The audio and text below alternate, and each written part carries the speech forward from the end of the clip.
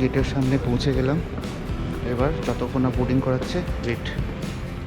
তবে ইমিগ্রেশনে একটি ঝামেলার কথা তো বলতে ভুলেই গেলাম আপনাদের।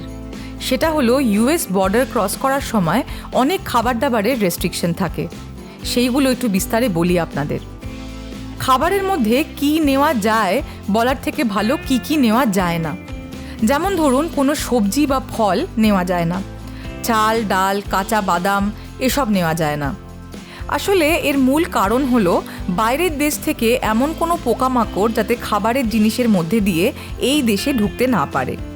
অনেক সময় দেখা যায় যে ভিন দেশের যে কীট পতঙ্গ তা অন্য দেশের ফসলের ওপর অনেক বেশি ক্ষতিকারক হয়ে দাঁড়াতে পারে।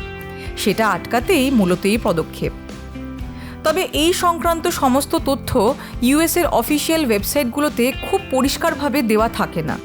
তাই মোটামুটি ব্যক্তিগত অভিজ্ঞতা থেকেই যে খাবারগুলো নিষিদ্ধ বলে জানি সেগুলোর কথা বললাম।